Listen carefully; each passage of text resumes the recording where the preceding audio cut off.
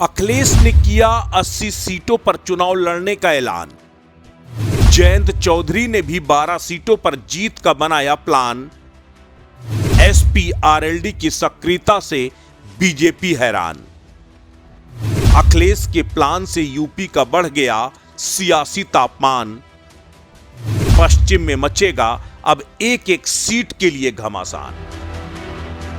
2024 के लिए बीजेपी के बाद अब समाजवादी पार्टी और आरएलडी ने भी कमर कस ली है।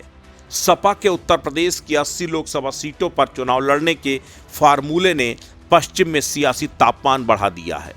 अखिलेश यादव की पश्चिम में सक्रियता ने आरएलडी प्रमुख जयंत चौधरी को भी अब सक्रिय कर दिया है।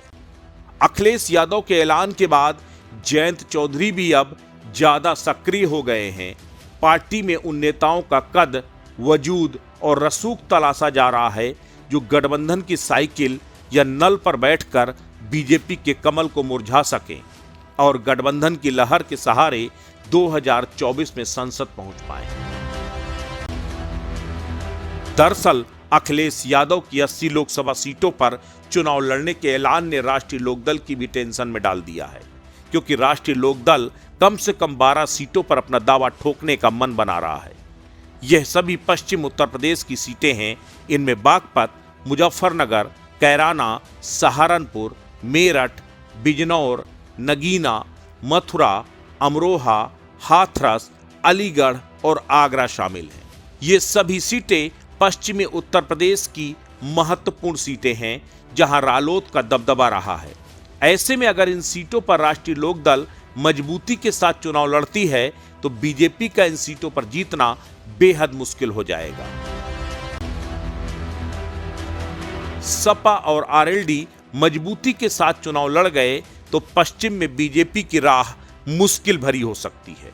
हालांकि अभी तक ये तय नहीं है कि सपा रालोद को कितनी सीटें देगी, लेकिन एक बात तो तय है, खतौली विधानसभा में मिली बड़ी जीत के बाद राष्ट्रीय लोकदल का पश्चिम में कद और स्वीकार्यता दोनों बढ़ी है।